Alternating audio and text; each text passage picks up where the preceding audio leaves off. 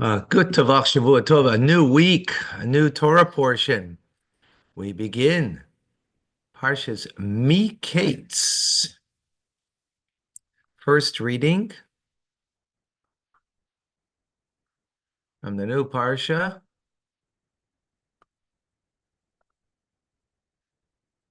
All right. We continue in the story of Yosef. Joseph is in prison after successfully interpreting the dreams of the butler and the baker. And now we continue that Pharaoh has his dreams and he needs an interpreter. Okay, we're in chapter 41, verse number 1. Mikeitz, the name of the parsha, Mikeitz. And it was at the end, Shnasaim of 2 years, Shnasaim Yamim, 2 years, 2 full years. Paro Chaylem, and Pharaoh had a dream, and he was standing by the river, the Nile River, but it's just called the Yor, the river. Rashi in number 1, Mikeitz, and it happened at the end. This word Mikeitz is understood according to Onkelus's understanding, misoif, at the end. Cholash and Kates, soifu. Oh, the term Kates means an end. Ala Yor, he was standing, Pharaoh was standing by the Yor, by the river. Kol Shar Naharis, all other rivers, Einam Karim, Yorim, are not called Yorim, Chutz Minilus, only the Nile. Why? Because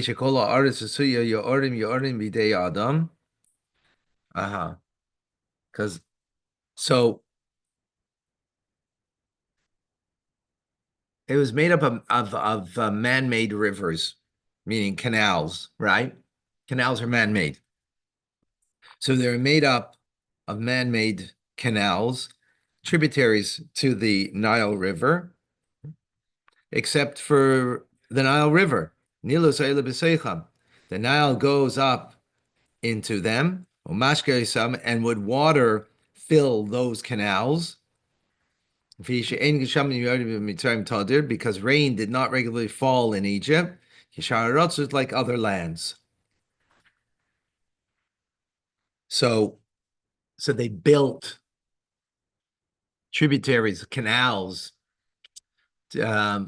off the Nile River in order to irrigate the lands of Egypt because they didn't have much rainfall. So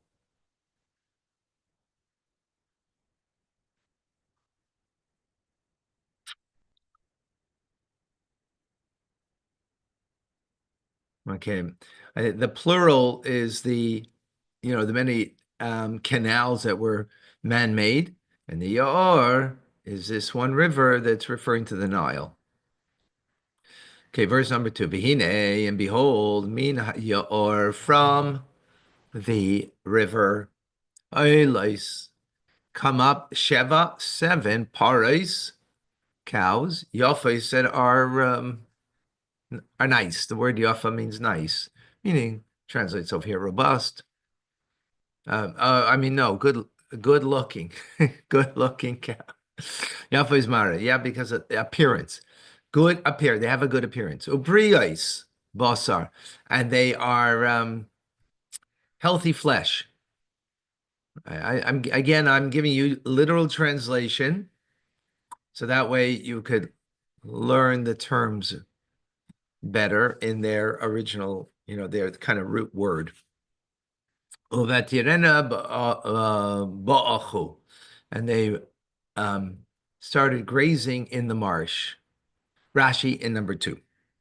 They had a nice appearance. Siminhu, this is a sign, Seva, for the days of abundance. Shahabria is nirais yafais zulazu. When people appear nice to one another. She'in ayim briya tzara b'chavertav.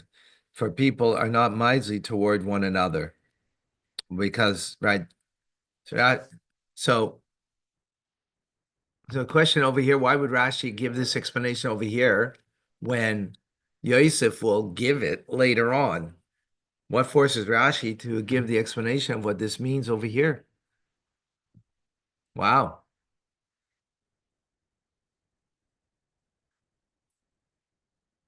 Okay. Ba'achu. Ba'achu means in the swamp, ba'agam, in the marshland. In Old French, mishak. Kama yisge ochus.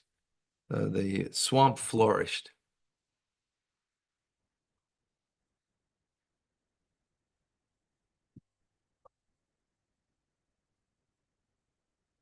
Interesting that translation is giving here online is not at all the words in Rashi.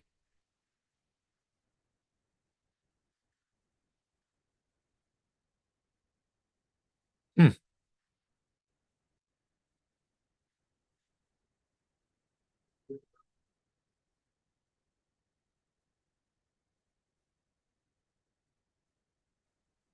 This is part, it's a mistake over here. This is part over here.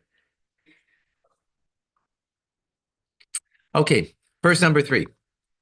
Behine, and behold, Sheva paros, 7 cows, Acheres, another 7, Eileiser, coming up, Achreim, after them, after the nice looking, full, healthy ones.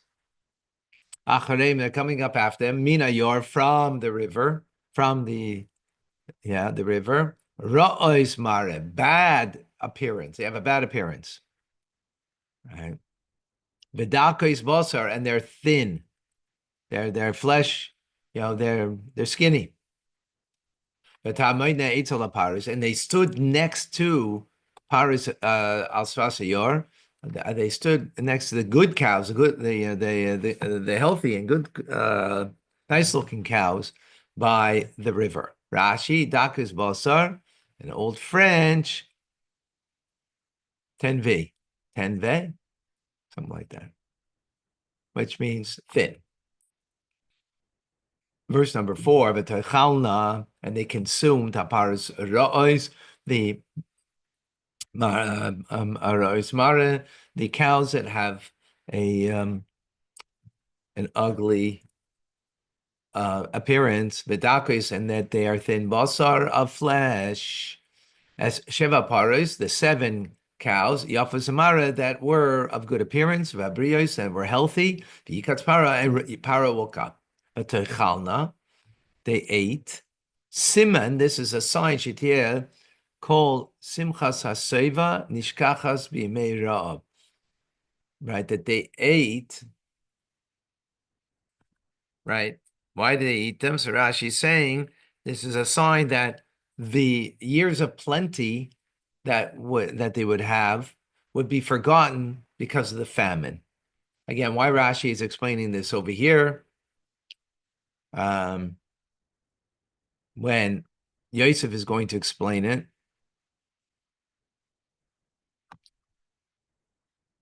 Yishan, and he went to sleep. Shenis, and he had a second dream. And this time in the second dream, there were 7 years of grain, that were rising up in a Ikana Echad, They were coming up in a single stalk. So one stalk that has 7 ears of grain, they are Briais, they are healthy, and Toivis and good. They look good.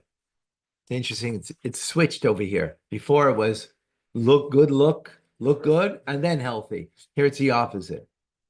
Right? Rashi doesn't pick up on it. I guess it's not something that it is but Mikana, okay, a single stalk in Old French, Tudel. Briais, healthy in Old French, saints. songs, right? Yeah, the health ministry is like song, whatever, sans or songs. How do you say it in French? Santé. Santé? Santé. Okay. There it's missing the, I guess it's old French. It's missing the T. Okay. Um, Interesting that on the word briais over here, he gives the old French. Why is he giving it here and not previously? We already had the word briais, right? And he didn't give the old French back in the previous, but here he does. Okay. Verse number 6.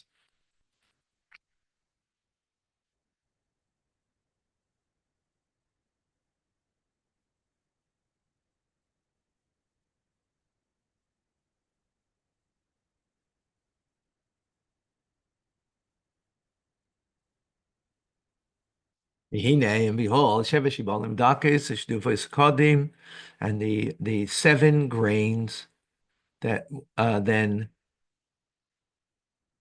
that Dakis that were thin, gaunt, translates over here, okay? The Shdufos Kodim that were battered by the east wind. Kodim is east wind. Tzayim Achareihem sprouted after them. Rashi Shtufais in verse number 6. Shtufais, they were scorched. In Old French, has lettuce. And Onkeles translates Shikufam Kodim. Chavut, they were banged up from the southeast wind. Lashon Mashkev is a language of a lentil. Chabutami, there's always being banged al yedei adelis by the door. Hamake alav, right? The lentil, the door is always banging on it, striking it. Kadim, the southeast wind. Shekarim bisha, bis, in Old French. Okay, lots of Old French over here. Bativlana hashibolim, and they swallowed up the shibolim, the ears, hadakas that were thin, as sheva shibolim abriyos, the 7 ears of that were healthy, u'amalayas, and full and complete. Yikatz para v'hinei chalayim, and the para got up, and behold, a dream. Rashi, habriyos, sandesh balaz. Oh, he gives it again in the Old French, a second time. Wow. It's not even like it's what a 2 verses later.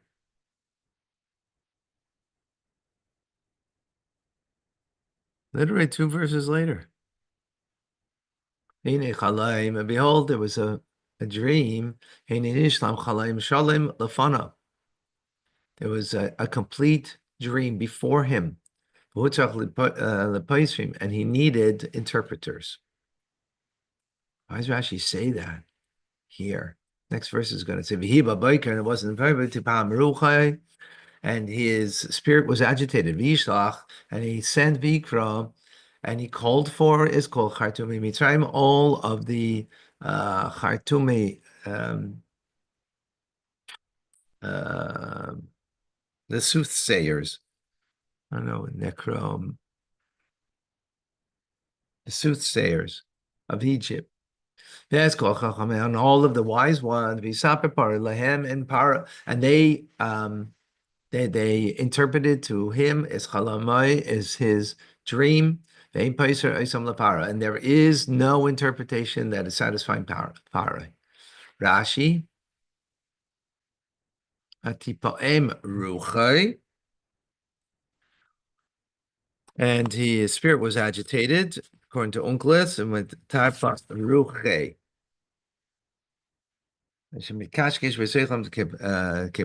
Shaking about inside like a clapper bell that he was shaking. Nebuchadnezzar says the spirit which agitated itself, because there were two causes of agitation: shichas chalaim, forgetting of the dream, and that it was concealed the interpretation. That was by Nebuchadnezzar. But by Paro, he remembered his dream, but was agitated only because he didn't know what it meant. That's what agitated him.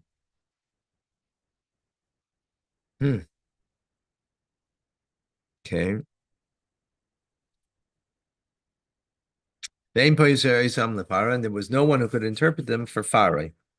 There were interpretations that were given about Lo Lepara, but not something that was for Pharaoh. What do you mean? Because their voice did not enter into his ears, and others he didn't accept what they said. And he had no peace of mind with their interpretation. Because they would say, what would they say? Sheva Banas Hatamayla, you're gonna have 7 daughters. The Sheva Banas Hatakeva, and you're gonna have 7 daughters you're gonna bury. So he didn't buy into it.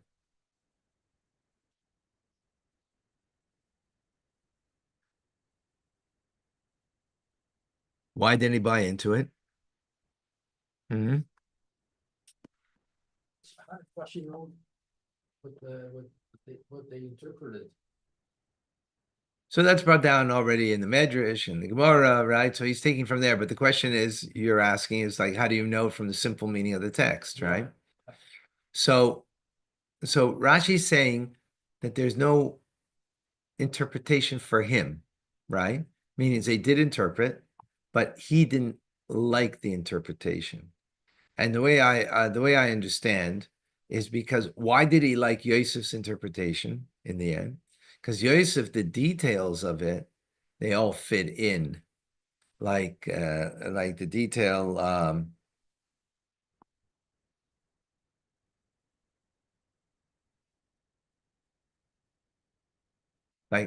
Why is it cows and stock? How does a cow represent daughters? Right? They didn't like that. It didn't make sense to him, right? So Rashi is explaining what was it. He is taking from a source. In the actual verse, you couldn't tell because it could have been something else. But this is in fact what they did interpret, right? Some of the interpretation. Rashi got that from the Gemara. Yeah, it's definitely not from. And that's why he brings down the Medrash Bereshis Rabbah at the end over here, because it is from the Medrash.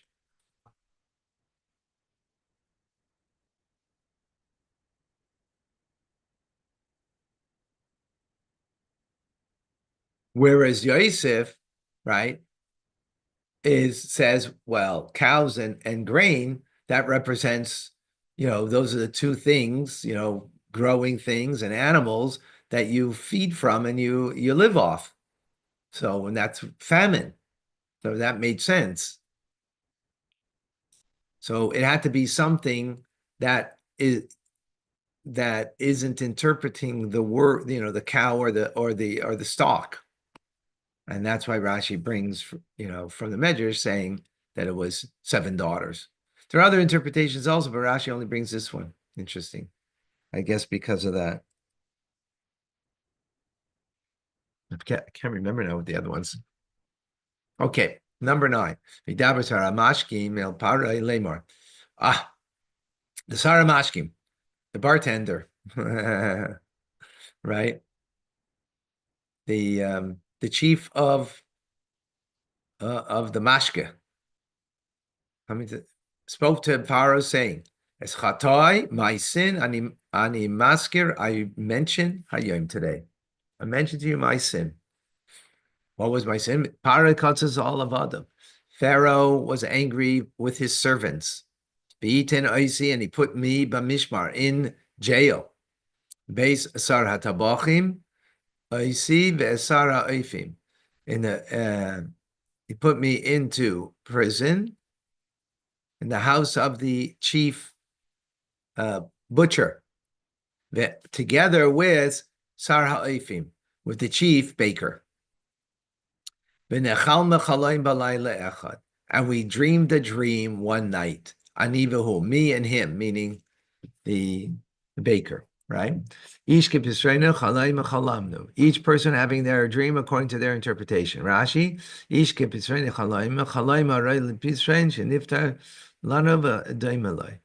meaning we all dreamed the dream that was fitted to interpreted to be given to us that resembled what our dream was. The Shamitanu, and there with us, Nar, there was a young youth, Ivri, a Hebrew, Evid, who is a servant, Lesar HaTabachim, to the chief of the butchers, right, which was Potiphar, right?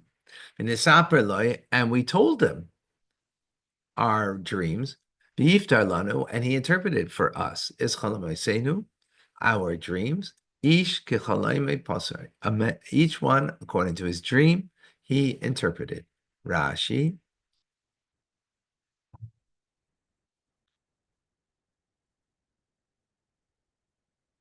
Okay, Nar Eved Ivri, a youth, a Hebrew, a slave. Arurim arashoim, cursed are the wicked.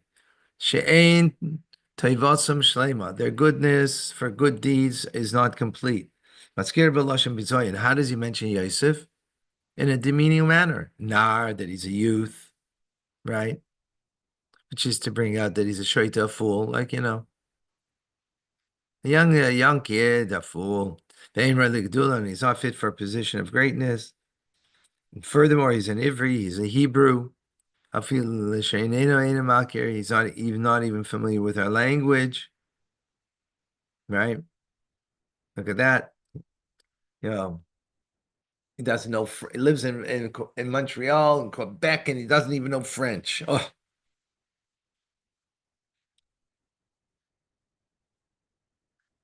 Evid, he's a slave. Koseb in the Muse Mitzrayim.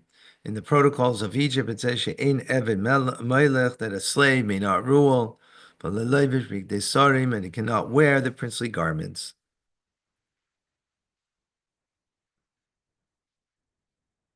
Right, so he's saying all these negative things about him. Each person according to the dream, close to its content.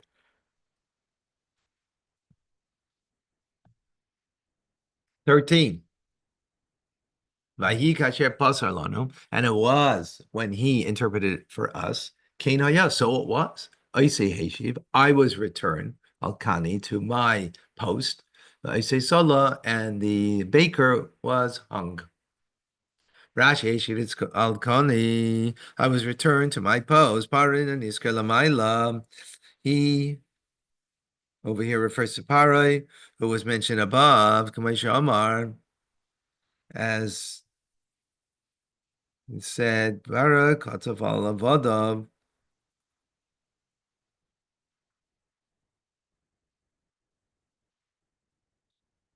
That Paro became incensed with his servants. There's abbreviated language. Like it doesn't say who was restored to his post. Because it's not necessary to specify who was restored. Should be the one who has the power to restore. And that's Para. In other words, he didn't say that Para, you return me to my position. He said, I was returned. So he has the power to return. Right. Likewise, there's abbreviated verses that the pronouns are not explicitly stated. And the one who does the act. And it's written in a more vague manner without the using a pronoun rather than a noun. Okay, last verse. Parai, and Paro was sent. Yikral Yosef, and he called for Yosef Yiritzu Minabor, and they took him out from the pit, meaning from the incarceration. V'galach, and he was they cut his hair. V'chalev simloisav. He had a change of clothes. V'yavaya para, and he came to Pharaoh. Rashi, mina bor from the pit, mean beisasaya, meaning from the prison. Shu also he can mean guma, that the prison is made like a hole in the ground. Achen called bosha b'mikra, like was any time the Torah uses the word bor. Lashon gumahu, it's a hole. Afim aim by mayim, even if there's no water there. For a bor, it's called a pit.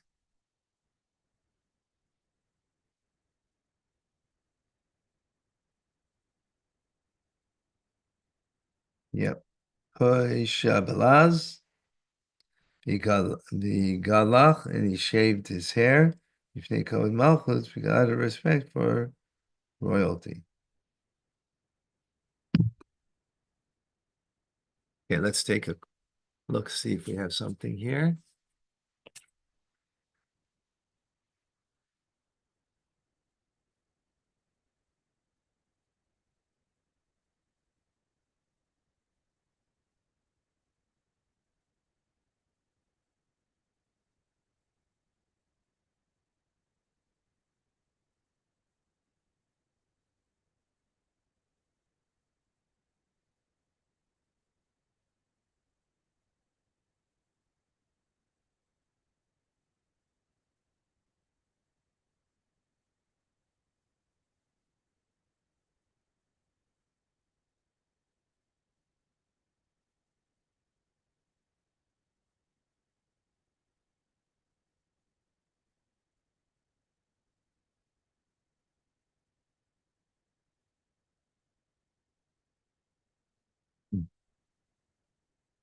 So the Rebbe compares the dreams that Yosef had in the beginning of last week's parsha to the dreams of Pharaoh in this week's parsha that we just learned. And you see by Yosef that he's Moshe V'Hailach in his dreams, adding. Starts off with the first dream was stalks, and then it's the sun and the moon and the stars above. In other words, it gets loftier, right? Starts off with material things and then more, celestial beings. Para and the opposite. Peiches v'hailach becomes less. First it's, animal, and then it's vegetation. Not only that,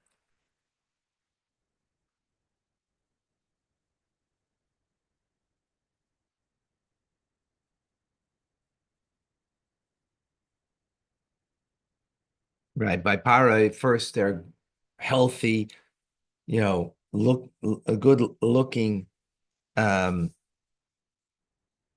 and sheaves or stalks, and then it becomes worse ones coming up, right? Again, diminishing.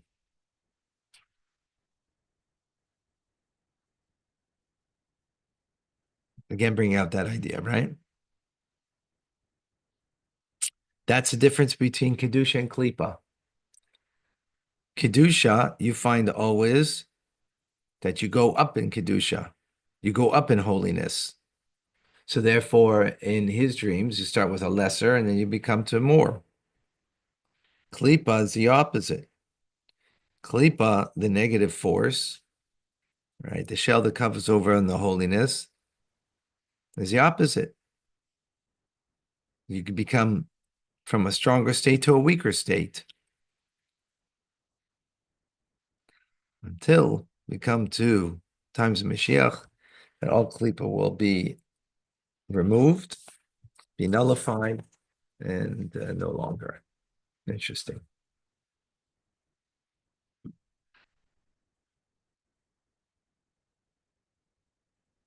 Well, So, 1 second, about the 7. Hold on. Hold on.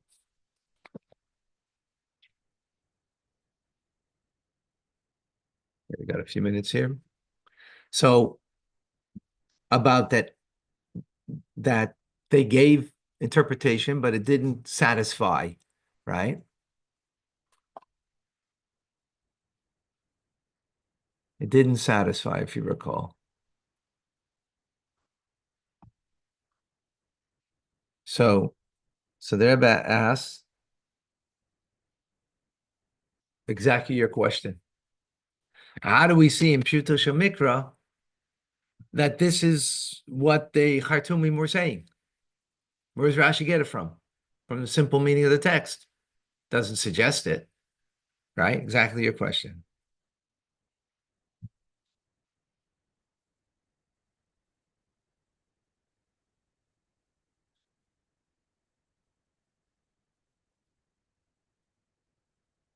So Rashi's kavanah in his words is to explain a big question over here in the verses.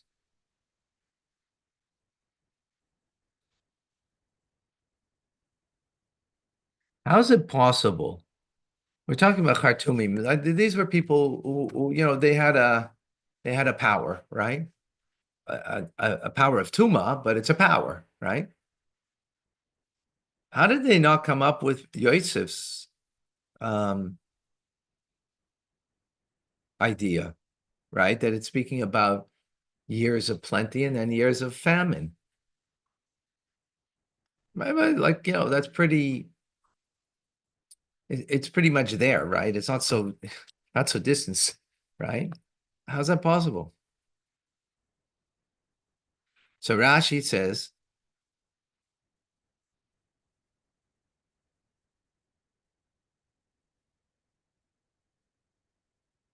so in order to explain, therefore, that's why Rashi gives their interpretation, right? Of 7 daughters will be born and 7 will be buried. Because that explanation gives us an understanding on how they could make a mistake.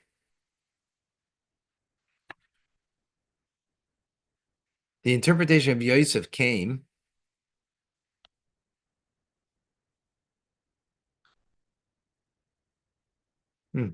Yosef interpretation came up to their heads. They thought of it, the Khartoumim. Why didn't they choose then to give this explanation?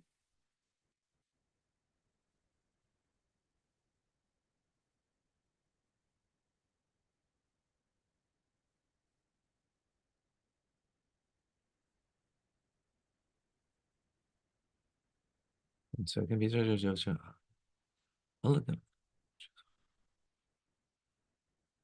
And the reason why they chose not to,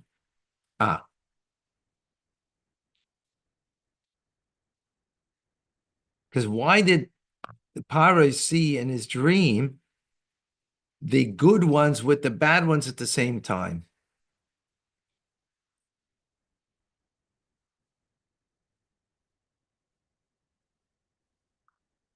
That was their kasha.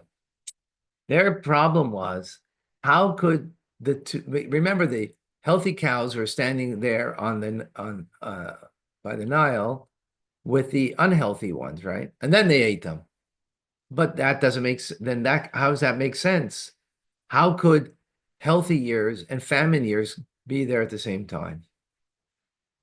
That's why they didn't explain it that way. Therefore, they felt that it makes more sense that you can have 7 daughters that are born and 7 that you're going to bury, because you can have the two things coming together. In other words, you have a time that they're born and they're alive, and then, you know,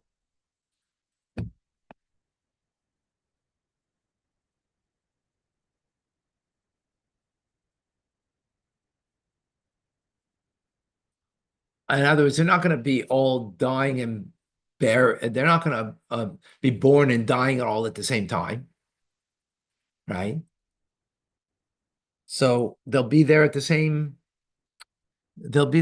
time. That's why they learned it that way.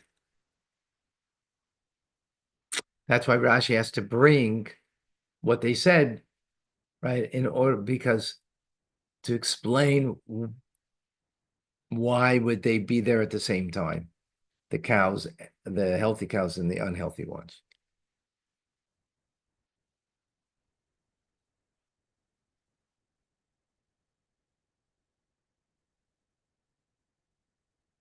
Okay, there's more over here, but not time. That's the beginning of it. There's That's the Rebbe's interpretation. yeah.